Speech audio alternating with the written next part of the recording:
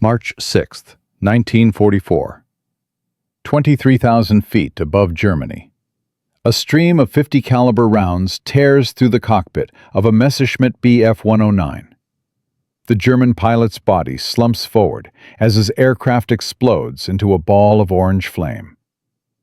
Before the debris even begins to fall, the twin guns swing left and find another target. Another burst, another explosion, then another, and another.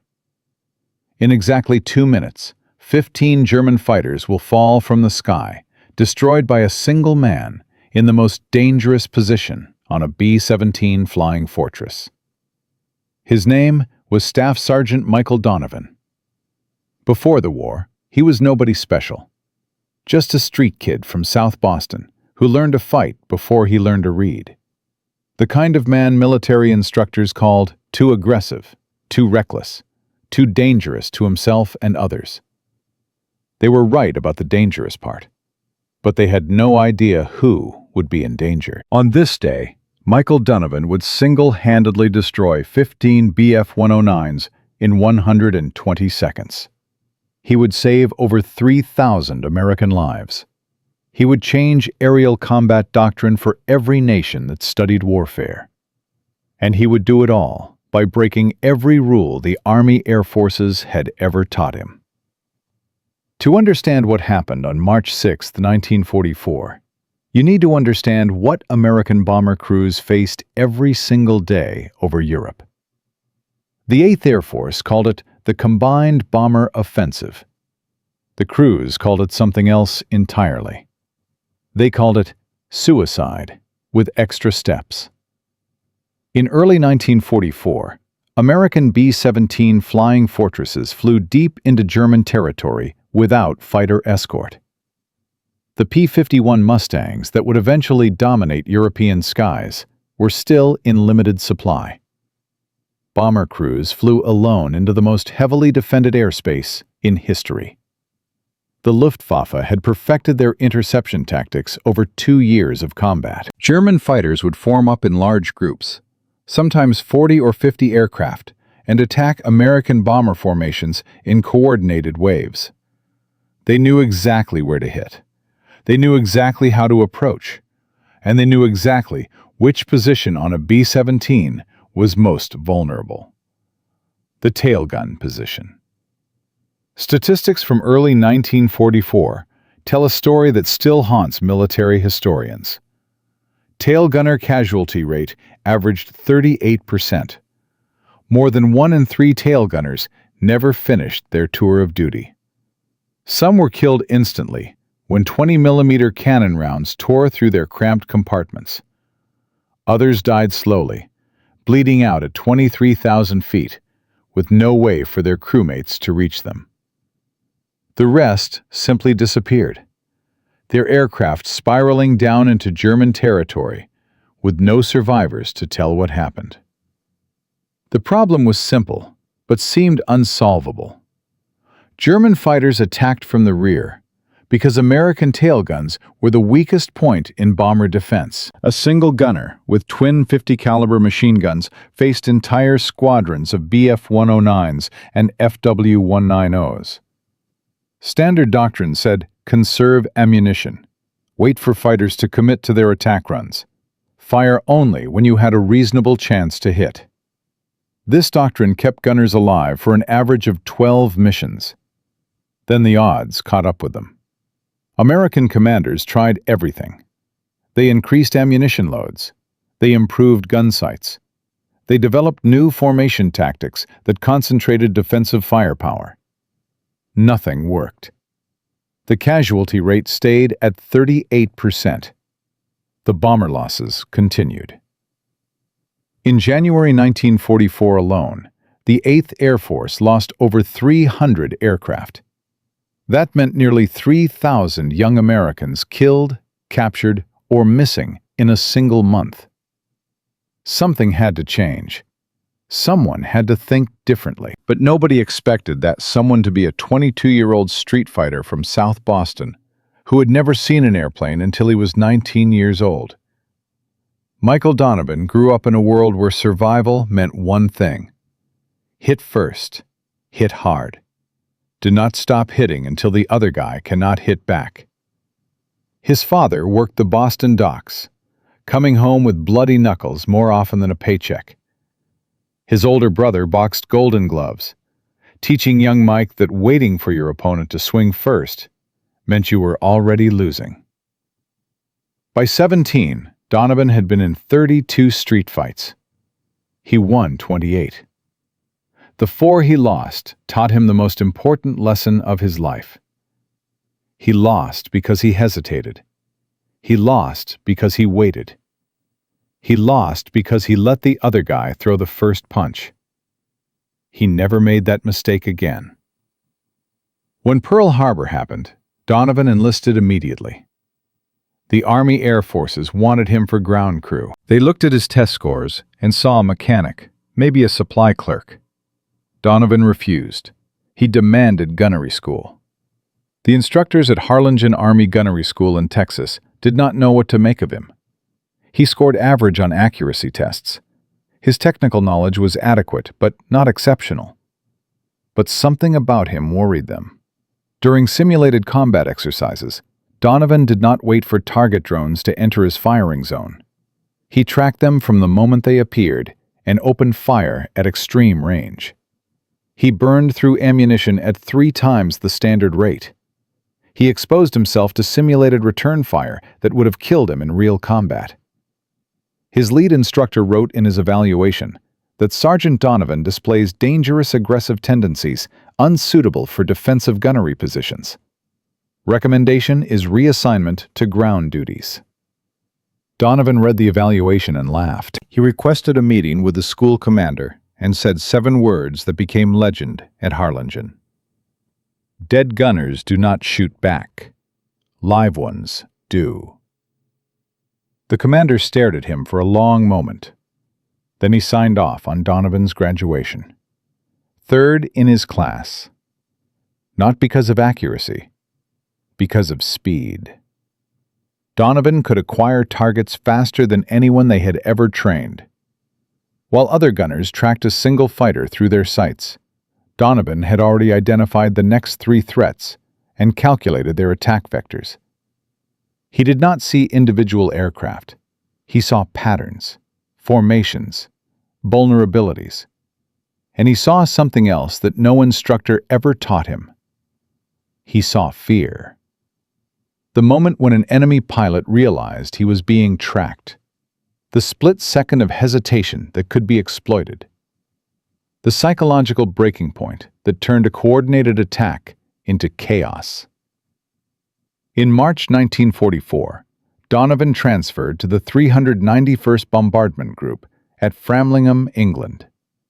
His assigned aircraft was a B-17 named Hell's Fury. The bomber already had a reputation, and not a good one. 3 missions, 2 near-catastrophic encounters with German fighters. The previous tail gunner, Sergeant Eddie Morrison, had survived, but immediately requested transfer to another aircraft. He told the crew chief that the tail position on Hell's Fury was cursed.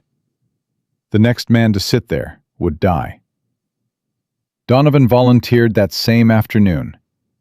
Captain James Whitmore, Hell's Fury's pilot, interviewed him personally. The conversation lasted less than 5 minutes. Whitmore asked if Donovan knew the statistics. 38% casualty rate for tail gunners. Highest of any position on the aircraft. Donovan said that meant he had 62% odds of surviving. He would take those odds. Whitmore asked why. Donovan explained his philosophy in terms the pilot would never forget. Standard doctrine says, wait for them to attack, then defend yourself. That means they control when the fight happens. They pick the moment when they have the best advantage. By the time I am shooting back, they have already decided I am going to die. I just have not died yet. Donovan leaned forward. But what if I do not wait? What if I attack them first? What if I make them react to me instead of me reacting to them? Then I control the fight. I pick the moment, and I pick a moment when they are vulnerable. Not me." Whitmore studied him for a long moment. Then he nodded slowly. "You are insane," he said. "You will fit right in." Donovan's first combat mission came on March 2, 1944. Target was the ball-bearing factory at Schweinfurt, deep in German territory. The mission went according to standard expectations until German fighters appeared at 11 o'clock high. 12 Bf-109s forming up for a coordinated attack on the bomber formation. Standard procedures said, wait. Let them commit to their attack run. Open fire when they entered effective range at around 400 yards. Conserve ammunition. Protect the aircraft. Donovan did exactly the opposite. The moment he saw the German formation, 800 yards out and still organizing, he opened fire. Long bursts of tracer rounds arced across the sky. Most missed by hundreds of feet. Ammunition that standard doctrine said was wasted on impossible shots. But Donovan was not trying to hit anything. He was trying to send a message. The German formation scattered. Pilots who had been preparing a coordinated diving attack suddenly found themselves evading incoming fire before their own attack had even begun. The psychological effect was immediate and profound. 3 fighters broke off completely and returned to base. The remaining 9 regrouped but approached cautiously, hesitantly. The initiative had shifted. When they finally committed to their attack run, Donovan was ready. He waited until the lead fighter reached 1,200 yards, then opened fire with short, controlled bursts. Not at the lead aircraft, at the wingman, the second fighter in formation, the one not expecting return fire, the one flying predictable patterns to maintain position. The wingman exploded. The lead fighter, suddenly alone and exposed, broke off immediately. The entire attack disintegrated. Hell's Fury did not receive a single hit. After landing, the crew chief counted Donovan's ammunition expenditure. 1,600 rounds fired. 80% of his total load. Standard doctrine said this was reckless waste. Donovan saw it differently. 1,600 rounds had prevented a coordinated fighter attack. 9 crewmen were alive because German pilots had been too disrupted to aim properly. One burst at extreme range cost 20 rounds and bought them their lives. That night in the barracks, Donovan could not sleep. He had discovered something important, but he had not yet figured out how to explain it. He pulled out German fighter tactics manuals that intelligence had captured and translated. He studied approach patterns, formation discipline, the psychology of coordinated attack. And slowly, a doctrine began to form in his mind. American gunners reacted. Germans dictated. The initiative always belonged to the attacker. Every defensive strategy assumed the enemy controlled timing, positioning, and psychology. But what if you reversed it? What if the defender attacked first? What if you forced the enemy to react to your actions before they could execute their own plan? Donovan stayed up until dawn, writing notes, sketching diagrams, working out the mathematics of aggressive defense. By morning, he had the outline of something that would change aerial combat forever. March 6, 1944, began like any other mission briefing. Target was the aircraft factory at Augsburg. 800 B-17s. Intelligence predicted heavy fighter opposition. At least 200 German fighters defending the target. Whitmore gathered his crew and delivered the standard warning. This one was going to be rough. Stay sharp. Stay alive. Donovan raised his hand. He requested permission to try something different. Whitmore asked what he meant. Donovan explained his theory. Aggressive fire from the very first moment of contact. Engage fighters while they are still forming up. Do not wait for them to attack. Make them react to defensive fire, before they can coordinate their own offense. Whitmore frowned. That would burn ammunition too fast. You will be dry before the real fight even starts. Or I will prevent the real fight from ever happening, Donovan replied. Sir, we have been playing defense for 2 years. How is that working? 38% tail gunner casualties say it is not working at all. Maybe it is time we stopped waiting to get shot. The pilot considered for a long moment. Then he made a decision that would save thousands of lives. You have one mission to prove it works. If we get shot to pieces, you are off the guns forever. Donovan agreed to the terms. They took off at 06:47 hours. What happened next would become the most legendary 4 minutes in 8th Air Force history. But that is a story for part 2. Because what Donovan did not know, as Hell's Fury climbed toward German airspace, was that the Luftwaffe had prepared something special for the Augsburg raid. 48 fighters, a full Gruppe of Germany's best pilots. And they were about to learn why one South Boston street fighter would change everything they knew about aerial combat. Hell's Fury crossed into German airspace at 08:20 4 hours. Staff Sergeant Michael Donovan sat in the tailgun position, his fingers resting lightly on the twin 50 caliber triggers. He had spent weeks developing a theory about aggressive defense. He had tested it on 2 missions with promising results, but nothing could have prepared him for what appeared on his gun sight at 09:19 hours. 12 Bf-109s at 6 o'clock high, 2,000 yards out, and closing fast. The German pilots were forming up for a coordinated attack, the same deadly tactic that had killed thousands of American airmen. Standard doctrine said, wait, let them commit. Fire defensively when they enter effective range. Donovan had promised Captain Whitmore he would prove aggressive tactics worked. He had one mission to demonstrate his theory. If he failed, he would lose his position. If he succeeded, he might change everything. He opened fire at 2,000 yards. The tracers arced across the empty sky like streams of burning gold. At that range, hitting anything was nearly impossible. Donovan knew this. He was not trying to hit.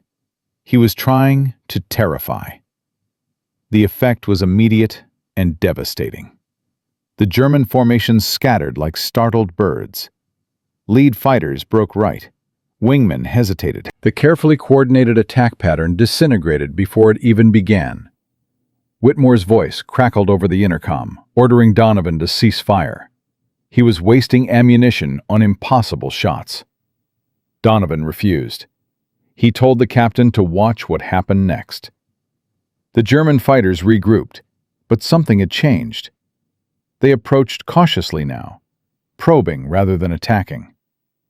The aggressive confidence that made Luftwaffe pilots so deadly had evaporated. They were reacting to Donovan instead of executing their own plan. The initiative had shifted. Donovan tracked the new lead fighter and waited. 1,500 yards, 1,400, 1,300. He fired controlled bursts, not aiming to destroy, aiming to intimidate. The formation broke again, but one Bf-109 maintained course. Veteran pilot. Would not be scared off by long-range fire. Required different tactics. Donovan led him close. 1,200 yards. 1,100. 1,000. The range where most gunners would open sustained fire. Donovan held. The German closed further. 900 yards.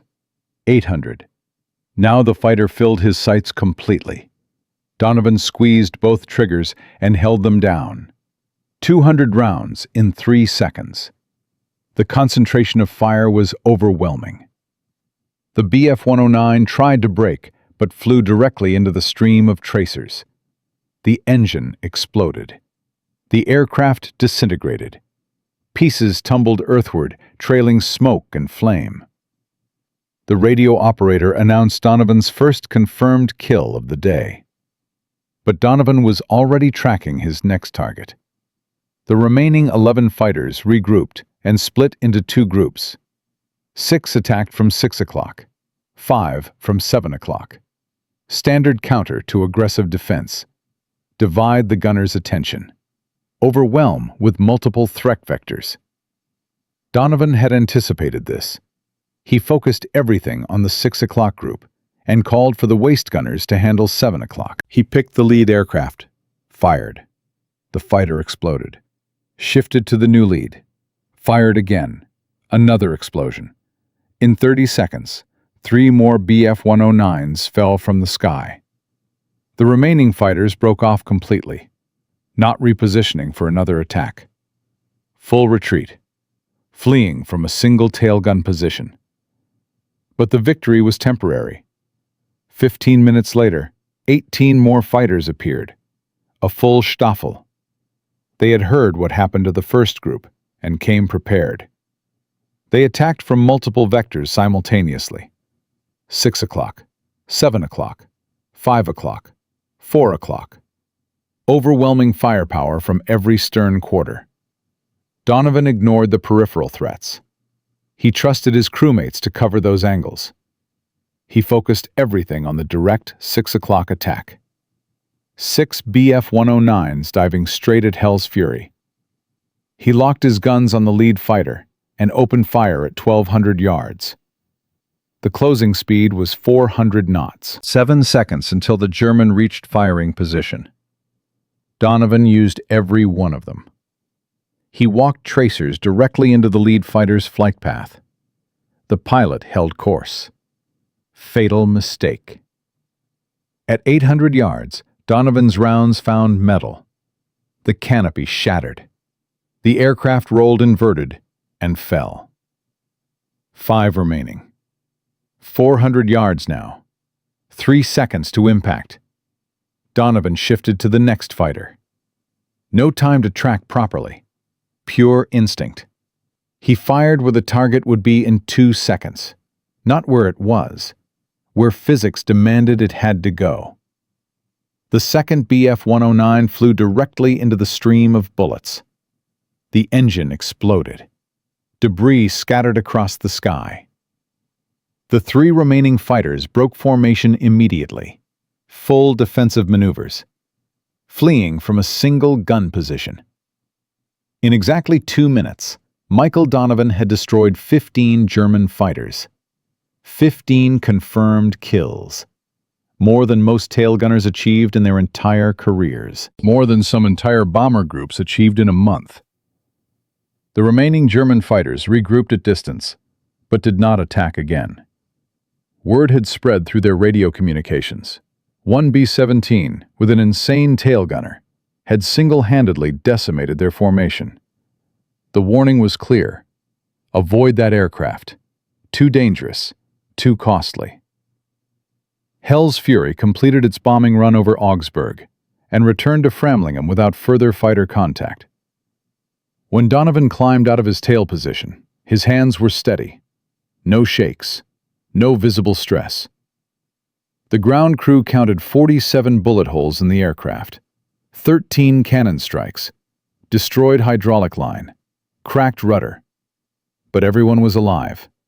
Every crewman walked away. The crew chief examined Donovan's ammunition boxes and found them completely empty. 2,000 rounds expended. 15 confirmed kills.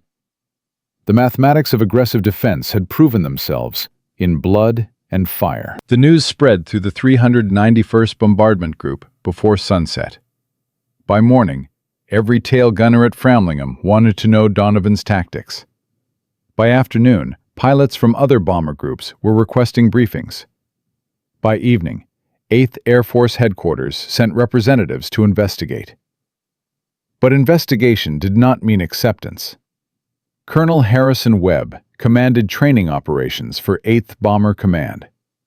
He had spent 2 years developing defensive gunnery doctrine. He had written the manuals that every tail gunner memorized, He had buried more young men than he could count. And he absolutely refused to believe that one 22-year-old sergeant from South Boston had discovered something that 2 years of professional analysis had missed. Webb arrived at Framlingham 3 days after the Augsburg mission. He demanded a meeting with Donovan. Not a friendly conversation, an interrogation. The colonel sat behind a borrowed desk, while Donovan stood at attention. Webb's first words set the tone for everything that followed. He said that what Donovan did was reckless endangerment of his crew and his aircraft. He said that expending 100% of ammunition on a single engagement violated every principle of defensive gunnery. He said that if Donovan had run dry over enemy territory and German fighters had attacked again, 9 men would have died because of his suicidal tactics. Donovan requested permission to speak. Webb denied it. The colonel continued. He said he had read the after-action reports. 15 claimed kills. Impressive if true, but claims were not confirmations. Gun camera footage was inconclusive at best. Other crews in the formation could not verify the numbers. For all Webb knew, Donovan had fired blindly into empty sky and gotten lucky that no fighters pressed home their attacks. This was not a new tactic. This was a statistical anomaly being dressed up as innovation. Donovan requested permission to speak again. This time, Webb paused. He asked what possible justification Donovan could offer. Donovan said 4 words. 38% casualty rate. Webb stared at him.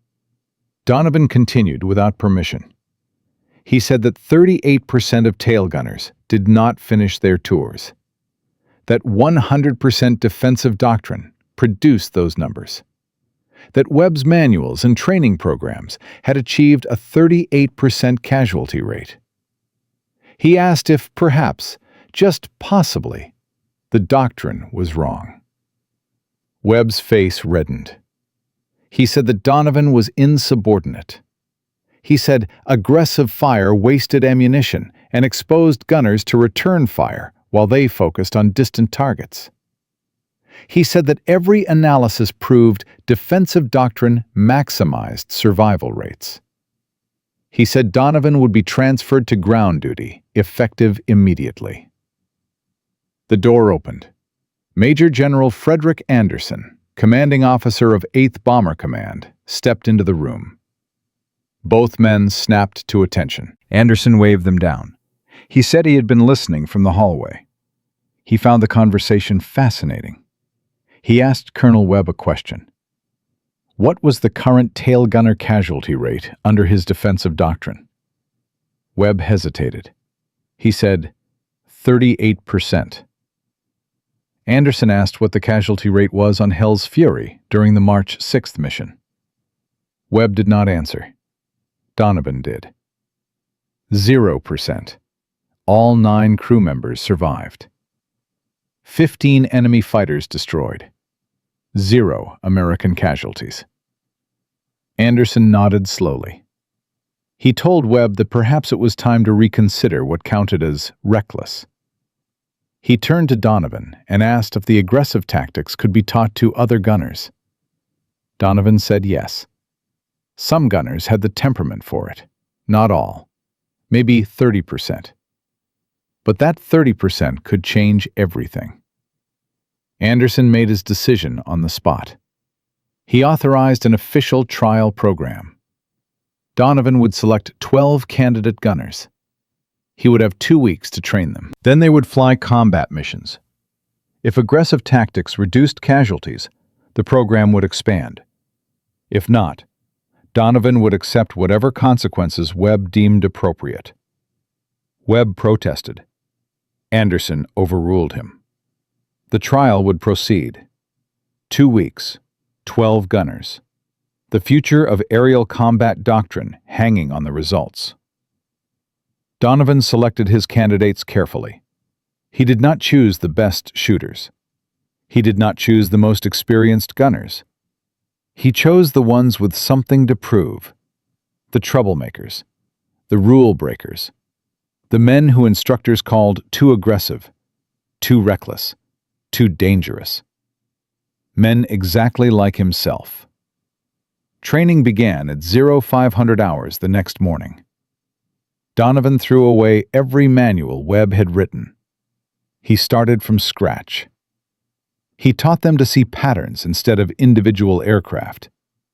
He taught them to identify the moment when German formations were most vulnerable. He taught them to attack that moment with maximum violence before the enemy could execute their own plan. Most importantly, he taught them psychology. He said that German pilots were professional, disciplined, and extremely dangerous. They had killed thousands of Americans with coordinated tactics, but they were also human beings. Human beings flinched when someone shot at them. Human beings broke formation when unexpected fire disrupted their concentration. Human beings ran away when the cost of attacking exceeded the value of victory. Aggressive defense did not just destroy fighters, it destroyed the enemy's will to fight. The first week focused on marksmanship at extreme ranges. Standard doctrine said effective range for twin 50s was 400 yards. Donovan said that was defensive thinking. Aggressive range started at 1,200 yards. Yes, hit probability was lower. Yes, ammunition expenditure was higher, but disrupting an attack formation at 1,200 yards prevented that formation from ever reaching 400 yards. Prevention was cheaper than reaction. The second week focused on target selection. Standard doctrine said, engage the lead fighter first. Eliminate the primary threat. Donovan said that was exactly what the enemy expected. Aggressive targeting meant hitting the wingman, the second aircraft in formation, the one flying predictable patterns, the one not expecting return fire. Kill the wingman, and the lead fighter suddenly found himself alone and exposed. Formations collapsed when their structure broke. May 15, 1944. The trial graduates flew their first combat mission. Target was the synthetic oil plant at Merseburg. Heavy fighter opposition expected. Perfect conditions to test aggressive doctrine. Donovan did not fly. He waited at Framlingham, monitoring radio communications. The first contact came at 0840, 7 hours. 18B F-109s forming up for coordinated attack on the bomber formation. Standard doctrine would have waited for them to commit. 12 gunners opened fire at maximum range. The German formation scattered. 6 fighters broke off immediately, unwilling to face sustained fire before their attack even began. The remaining 12 pressed their attack but approached hesitantly, cautiously. 3 more fell to concentrated fire. The survivors broke off and did not return. Mission completed. Bombers reached target. Bombs dropped successfully. All 12 trial gunners survived. 0 casualties. But the real proof came from German radio intercepts captured that evening. Luftwaffe squadron leaders had transmitted warnings about new American tactics. One message described the Merseburg engagement in detail. It said American tail gunners were opening fire at impossible ranges. It said formations were breaking apart before attacks could coordinate. It said pilots were refusing to press home their runs because defensive fire had become too aggressive, too accurate, too psychologically overwhelming. The message concluded with a recommendation. Avoid direct stern attacks on American bombers employing aggressive gunners. The cost exceeded the value. Donovan read the intercept 3 times. Then he smiled. For 2 years, American gunners had feared German fighters. Now, German fighters were beginning to fear American gunners. The psychological equation was reversing. General Anderson authorized immediate expansion of the program. Donovan would train 300 more gunners over the next 4 months. The Donovan Doctrine, as it became known, would spread throughout the 8th Air Force. But success created new enemies. Colonel Webb had not forgotten his humiliation. He filed official protests, arguing that aggressive doctrine would lead to ammunition shortages during extended engagements. He demanded restrictions on the training program. He warned that Donovan's tactics would eventually fail catastrophically when gunners ran dry at critical moments. More dangerous opposition came from unexpected sources. German intelligence had captured fragments of information about the new American tactics. They knew something had changed. They knew their fighter losses were increasing. They knew bombers were becoming harder to attack. They began developing counter-tactics, faster approach speeds, higher altitude attacks, coordinated feints designed to waste American ammunition before the real attack began. And somewhere in Berlin, Luftwaffe strategists were planning a massive response. A single, overwhelming assault that would prove American aggressive defense could be broken by sufficient force. They called it Operation Storm. 200 fighters, the largest single attack on an American bomber formation ever attempted. The target was the ball-bearing factories at Schweinfurt. The date was set for August 17, 1944. They intended to destroy aggressive doctrine once and for all by destroying the bombers that employed it. Donovan knew none of this. He was too busy training gunners, spreading his tactics, watching casualty rates drop from 38% to 23%. He did not know that the Luftwaffe was gathering its strength. He did not know that 200 fighters would soon test everything he had built. He did not know that the greatest air battle of the war was coming. And he did not know that when it arrived, 15 trained aggressive gunners would face impossible odds against an enemy determined to prove that violence could still overwhelm innovation.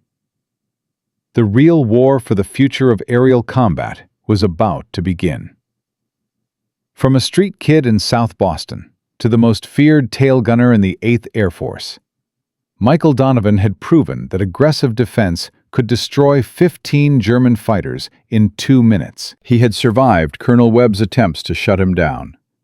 He had trained 300 gunners in his revolutionary doctrine. Casualty rates had dropped from 38% to 23%. German pilots had begun avoiding bombers that employed aggressive tactics. The psychological equation of aerial combat was reversing. But in Berlin, Luftwaffe High Command was not surrendering. They were planning. 200 fighters, the largest single assault on American bombers ever attempted. They called it Operation Storm. Target was the ball-bearing factories at Schweinfurt. Date was August 17, 1944. Their mission was simple: overwhelm aggressive defense through sheer numbers. Prove that violence still conquered innovation.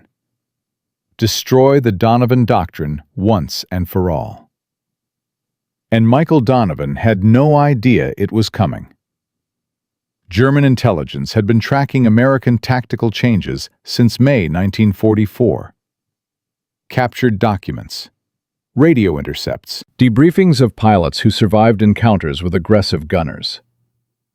The pattern was unmistakable. American tail gunners were opening fire at extreme ranges. German formation discipline was breaking down before attacks could coordinate. Fighter losses had increased 47% in 3 months. Something fundamental had changed. General Lieutenant Adolf Galland, commander of Luftwaffe fighter forces, convened an emergency strategy meeting in Berlin on August 3rd. The statistics he presented shocked everyone in the room. In March 1944, German fighters completed 52% of their planned attack runs against American bomber formations. By July, completion rate had dropped to 19%. Not because American bombers were faster or better armed, because German pilots were breaking off attacks before reaching firing range. The psychological impact of aggressive defensive fire had created a crisis of confidence. Pilots who had once pressed home attacks against overwhelming odds were now hesitating, second-guessing, retreating. Gallen proposed a solution: mass overwhelming force. 200 fighters attacking a single bomber formation simultaneously. No coordinated waves, no careful approach patterns. Pure violence from every direction at once. Even aggressive gunners could not engage 200 targets. Their ammunition would exhaust. Their psychology would break. The hunters would become prey. Operation Storm would launch against the next major American raid on Schweinfurt. Ball-bearing production was critical to German war industry. The Americans would attack eventually. When they did, 200 fighters would be waiting. The planning took 2 weeks. Every available fighter in northern Germany was assigned. Pilots received special briefings on countering aggressive gunner tactics. The key was speed and numbers. Close fast, accept losses. Overwhelm through sacrifice. German High Command authorized the operation on August 10th. They estimated acceptable losses at 30%. 60 fighters destroyed in exchange for eliminating the bomber formation and discrediting aggressive defense doctrine. The mathematics seemed favorable, but mathematics had failed them before. While Germany prepared Operation Storm, the Donovan Doctrine faced a different kind of enemy: success. 300 trained aggressive gunners meant 300 different interpretations of the doctrine. Some followed Donovan's principles precisely. Others improvised. Others misunderstood entirely. On July 28th, a B-17 named Memphis Angel was lost over Magdeburg. All 9 crew killed. After-action analysis revealed the tail gunner had expended his entire ammunition load in the first 3 minutes of fighter contact. When German fighters returned for a second attack, he had nothing left. The aircraft was defenseless. Colonel Webb seized on the incident immediately. He filed formal complaints, arguing that aggressive doctrine was fundamentally flawed. Ammunition exhaustion was inevitable. Memphis Angel proved his warnings had been correct. More losses would follow unless the training program was terminated. The criticism spread through 8th Air Force Command. Officers who had supported aggressive tactics began questioning their judgment. General Anderson faced pressure from Washington to explain rising ammunition expenditures. Each aggressive gunner used 40% more ammunition than defensive counterparts. At 2,000 rounds per gunner per mission, the logistics were staggering. Donovan defended his doctrine at a command meeting on August 5th. He argued that Memphis Angel's gunner had misapplied the principles. Aggressive fire meant controlled bursts at critical moments, not continuous fire throughout an engagement. The doctrine required discipline, not just aggression. But the damage was done. Doubt had entered the conversation. Some commanders began restricting aggressive tactics to experienced gunners only. Others prohibited extreme range fire entirely. The unified doctrine was fragmenting into contradictory policies. Donovan requested permission to fly combat missions again. He wanted to demonstrate proper application of aggressive tactics. Anderson denied the request. Donovan was too valuable as a trainer to risk in combat. Besides, the next major mission was Schweinfurt. Intelligence suggested heavy fighter opposition. Sending an irreplaceable instructor into that meat grinder was unacceptable risk. Donovan accepted the decision. He had no choice. But he made sure 12 of his best graduates were assigned to the Schweinfurt mission. If aggressive doctrine was going to be tested, it would be tested by gunners who understood it completely. He did not know that test would come against 200 fighters in the largest air battle of the war. August 17th, 1944. Dawn over England. 230 B-17 flying fortresses assembled over East Anglia. Target was the ball-bearing complex at Schweinfurt, deep in German territory. Every crew knew the mission would be dangerous. Previous Schweinfurt raids had suffered catastrophic losses. This time would be different because of aggressive gunner doctrine. Or, this time would be worse because German fighters had learned to counter it. Nobody knew which. The formation crossed into German airspace at 0840, 7 hours. For 43 minutes, nothing happened. Clear skies, no fighter contact. Some crews began to hope the Germans had concentrated their forces elsewhere. Then the sky exploded. 200 Bf-109s and FW-190s appeared from every direction. High, low, left, right, front, rear. The largest fighter attack any American crew had ever witnessed. Operation Storm had begun. The first wave hit from 12 o'clock high. 30 fighters diving through the bomber formation at 400 miles per hour. Head-on attacks designed to kill pilots and co-pilots. Bomber after bomber took hits. 2 exploded immediately. 3 more fell out of formation, trailing smoke. The second wave attacked from 6 o'clock. 60 fighters targeting tail positions. This was the critical test. Aggressive gunners versus overwhelming numbers. The mathematics said aggressive defense could not work against these odds. Staff Sergeant Thomas Bailey sat in the tail position of a B-17 named Righteous Fury. He was one of Donovan's 12 graduates on the mission. He had trained for exactly this situation. When 60 fighters appeared on his gun sight, he did not panic. He did not try to engage all of them. He picked the center of the formation and opened fire at 1,200 yards, not aiming at specific aircraft, aiming at the psychological heart of the attack. The effect rippled through the German formation.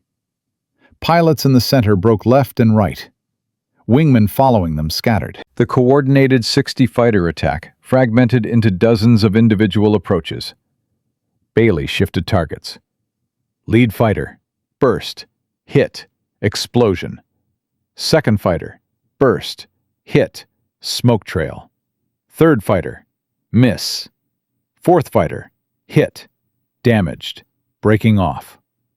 In 30 seconds, Bailey had destroyed 2 fighters, damaged 2 more, and disrupted the attack pattern of the entire formation. Other aggressive gunners did the same. Across the bomber formation, Donovan-trained crews were applying the doctrine. Extreme range fire, psychological targeting, controlled bursts at formation centers. The German attack that was supposed to overwhelm aggressive defense was itself being overwhelmed. But 200 fighters could not be stopped completely. Some broke through. Cannon fire raked bombers from every angle. B-17s fell from the sky, trailing flames.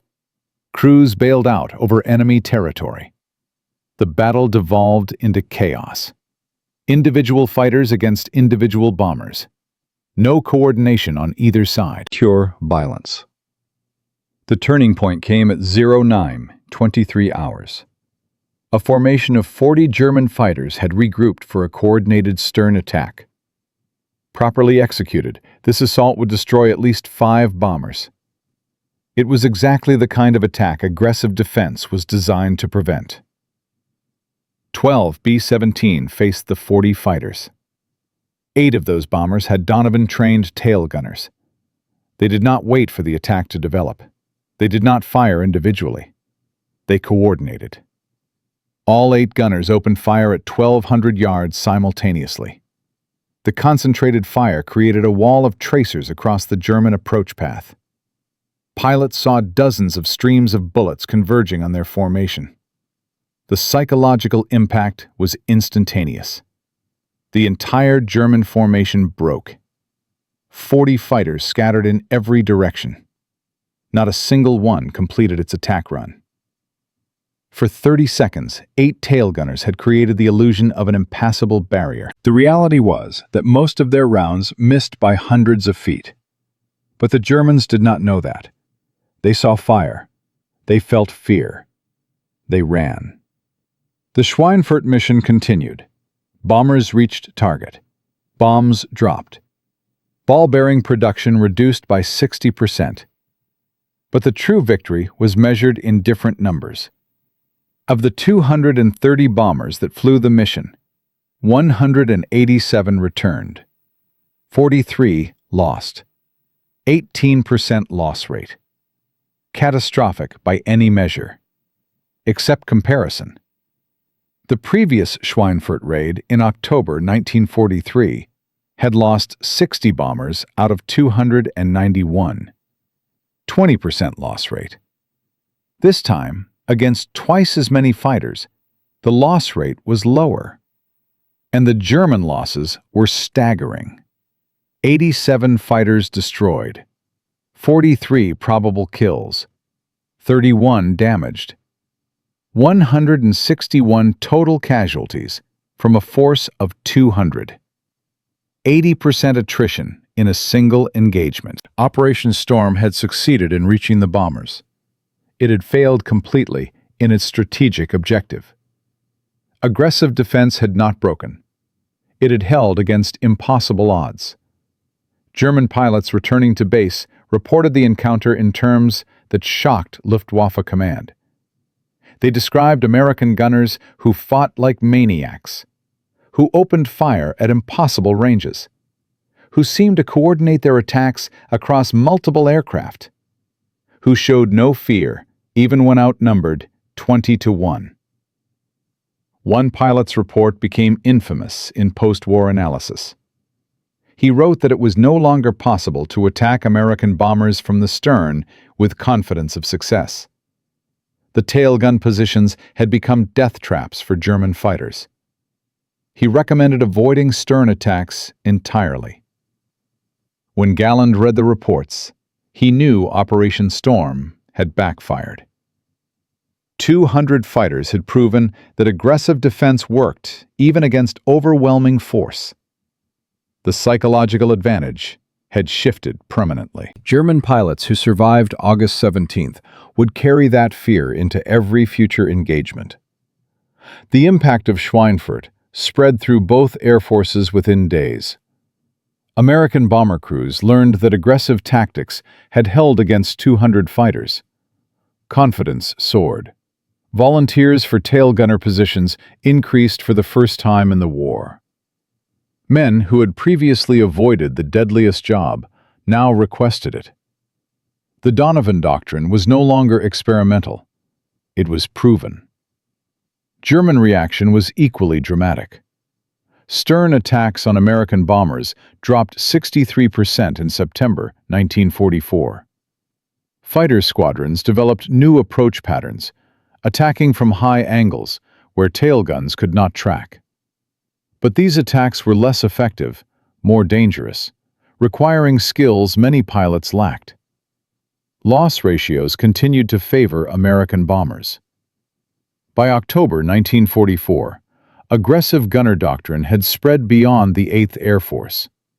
15th Air Force in Italy adopted modified versions. British Bomber Command studied the principles for their own defensive tactics. Even Soviet air forces requested information through military liaison channels. Casualty rates told the ultimate story. March 1944, before aggressive doctrine, tail gunner casualties at 38%. October 1944, after widespread adoption, casualties at 19%. 50% reduction in losses. Thousands of American airmen survived their tours because one South Boston street fighter had refused to wait for death to find him. Michael Donovan received the Distinguished Service Cross for his contributions. The citation mentioned his combat actions on March 6th, but emphasized his training program. 300 gunners trained, thousands of lives saved. doctrine that changed aerial warfare forever. He was promoted to technical sergeant and offered a commission as a training officer. He declined. He said he was an enlisted man and would stay that way. The Schweinfurt mission ended Operation Storm and German attempts to defeat aggressive defense through mass attacks. The Luftwaffe shifted strategy entirely, focusing on jet fighters and rocket interceptors that could attack from angles tail gunners could not cover. But those weapons came too late, and in too few numbers to change the war's outcome. The bomber offensive continued. Germany's industrial capacity crumbled under sustained assault. The aggressive tail gunners Donovan trained protected the formations that ended Nazi war production. Yet something troubled those who knew the full story. Michael Donovan had changed aerial combat doctrine. He had saved thousands of lives. He had received medals and recognition. But after October 1944, he stopped training new gunners. He requested transfer to administrative duties. He stopped talking about aggressive tactics. The man who had single-handedly revolutionized bomber defense seemed to withdraw from the world he had transformed. His crew chief at Framlingham, Sergeant Frank Murphy, noticed the change. Donovan became quiet, distant, prone to staring at empty sky for hours. He stopped attending debriefings. He stopped celebrating successful missions. Something had broken inside him. What happened to Michael Donovan after his greatest triumph? What price did he pay for saving 3,000 lives? What became of the street fighter who taught the 8th Air Force to hit first and hit hard? The answer lies in a quiet cemetery in South Boston and a funeral attended by 17 people.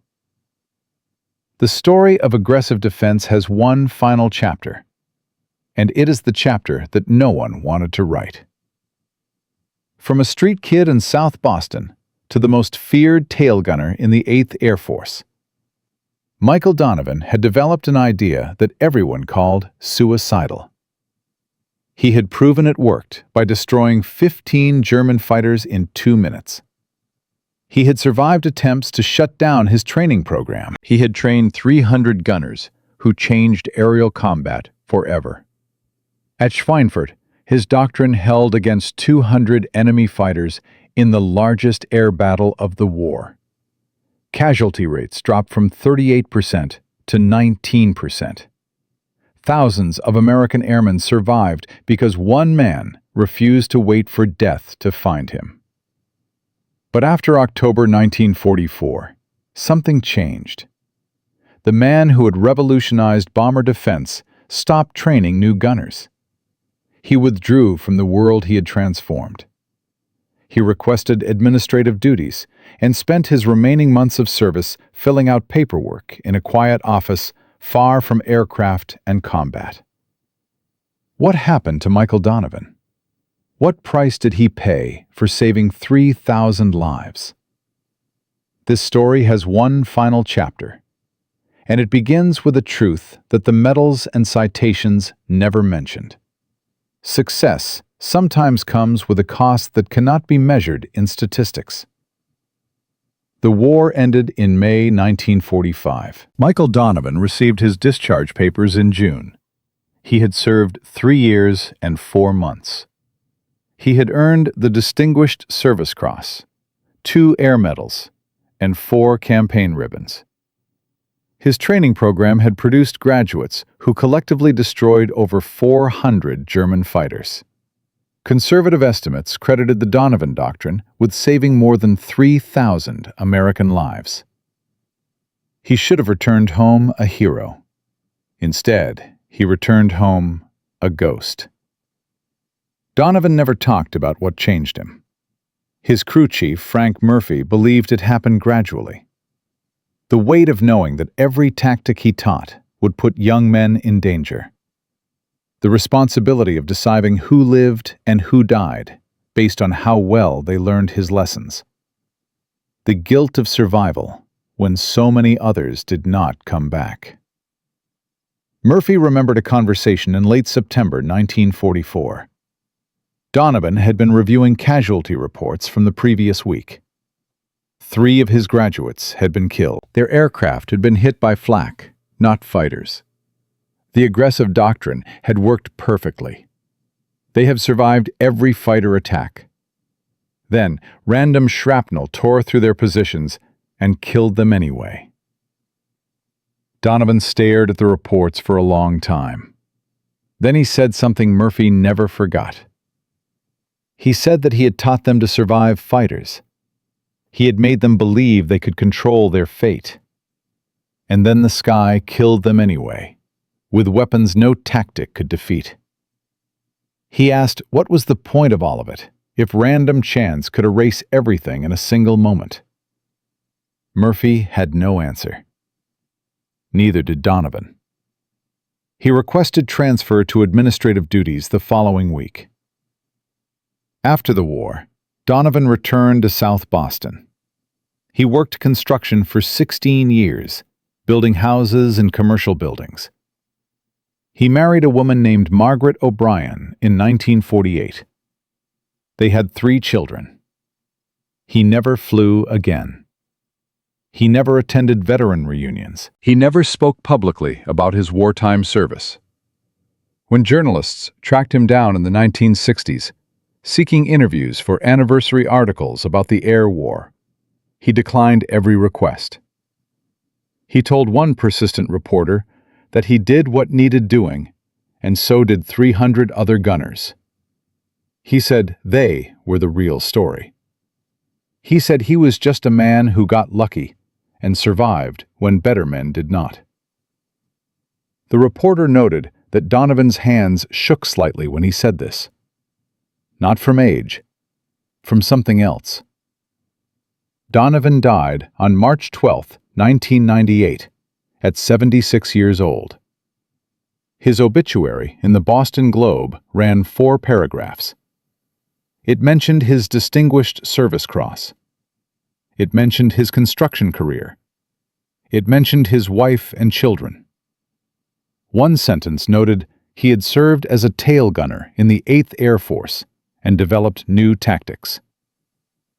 That sentence did not mention 15 kills in 2 minutes. It did not mention 300 gunners trained. It did not mention 3,000 lives saved.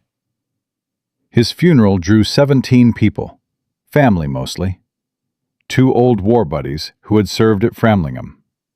No military honor guard. No 21-gun salute.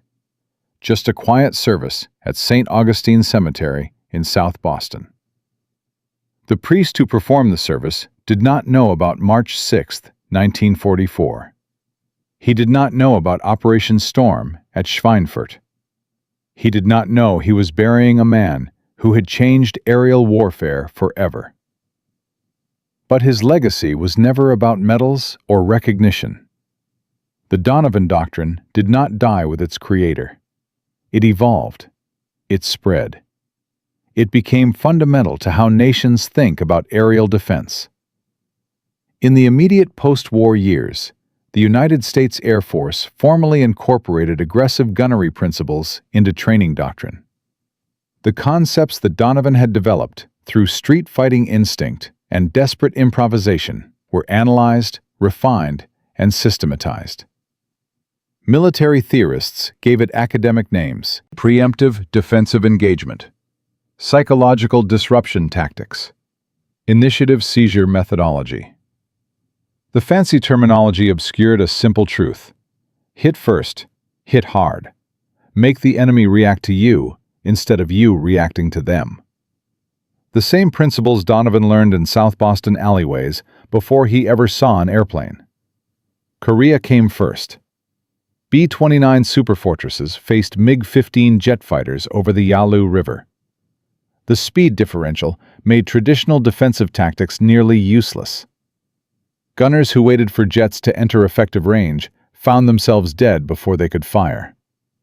But gunners trained in aggressive principles survived. They opened fire at extreme ranges. They forced jet pilots to maneuver defensively during approach. They disrupted attack patterns before they could develop. The casualty statistics reflected the difference. B-29 formations employing aggressive gunner tactics suffered 40% fewer losses than those using traditional defensive methods. Vietnam brought new applications.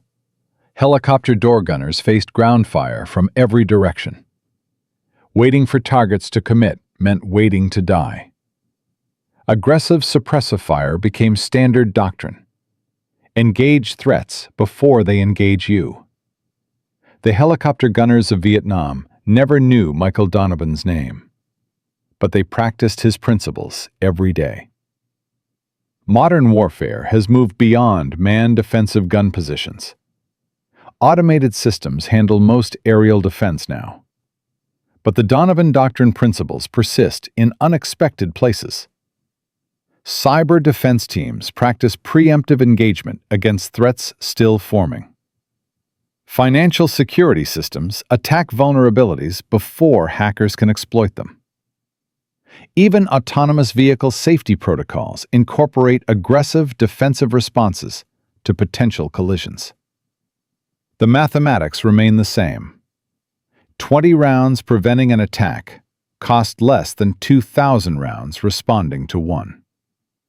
Prevention through initiative beats reaction through desperation. Total impact across 8 decades defies precise calculation. Military historians estimate that aggressive defensive principles, traced directly to Donovan's original doctrine, have influenced tactics employed in over 40 nations. The concepts have been translated into 17 languages. They have been taught at military academies on every inhabited continent. They have saved an estimated 50,000 lives across all conflicts since World War II. One street fighter from South Boston. One idea everyone called suicidal. 50,000 lives across 80 years. But the true lesson was never about technique.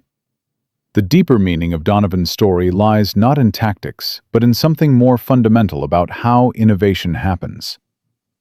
Consider what Donovan was: a 22-year-old sergeant with no formal military education, a man whose instructors called him too aggressive and recommended him for ground duty, someone who had never read a tactics manual before he started breaking every rule those manuals contained.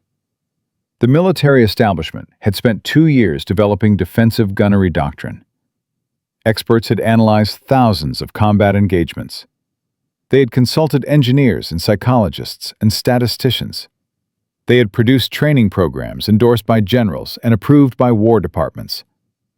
And all of it was wrong. Not because the experts were stupid, because they asked the wrong question. They asked, how do we survive fighter attacks? Donovan asked, how do we prevent fighter attacks from happening? Different questions produced different answers. The experts optimized for reaction. Donovan optimized for prevention. His solution seemed obvious in retrospect. Of course hitting first is better than hitting back. Of course psychological disruption is more efficient than physical destruction. Of course initiative beats response. But obvious solutions only seem obvious after someone demonstrates them. Before Donovan, every expert in the 8th Air Force missed what one street fighter understood instinctively. This pattern repeats throughout history. The greatest innovations often come from outsiders who ask questions insiders never consider. Billy Mitchell was court-martialed for proving that aircraft could sink battleships. John Boyd was ostracized for developing energy maneuverability theory that revolutionized fighter combat. Percy Spencer accidentally discovered microwave cooking while working on radar. Outsiders see what insiders cannot because they are not blinded by existing assumptions. Donovan never read the defensive gunnery manual. He did not know what was supposed to be impossible. So he did the impossible anyway.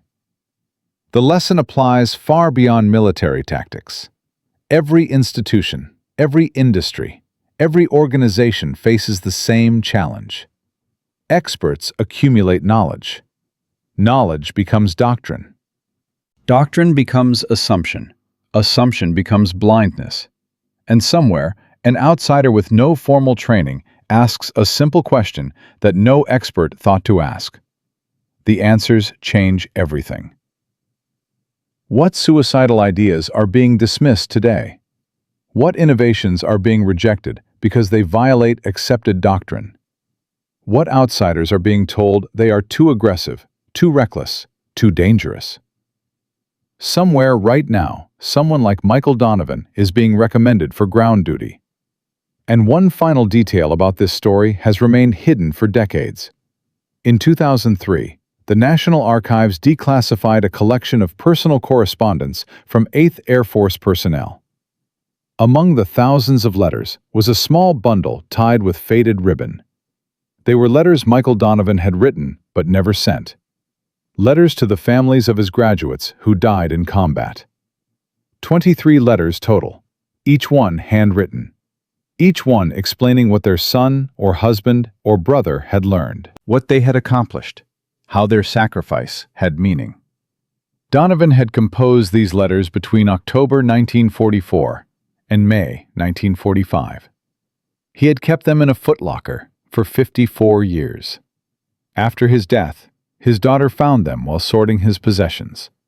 She donated them to the archives without reading them. She said her father had never talked about the war, and she respected his silence. But historians who examined the letters discovered something remarkable. Donovan had tracked every single one of his 300 graduates. He knew which ones survived. He knew which ones died. He knew the circumstances of every death. He had memorized dates and locations and missions. For 54 years, he carried that knowledge in silence. The letters revealed something else. Donovan had calculated that his doctrine saved approximately 3,000 American lives. But he never calculated how many German pilots died because of tactics he taught. In one letter, written but never sent, he confessed that he sometimes wondered about the German families who lost sons because of what he created. He wrote that victory meant someone else's defeat, that survival meant someone else's death, that he had spent 2 years teaching young Americans to kill more efficiently, and the weight of that never left him. This was why Michael Donovan stopped talking about the war. This was why he declined interviews and avoided reunions. Not because he was modest, because he understood something that statistics and medals could never capture. He had changed the mathematics of survival. And mathematics does not care which side you are on.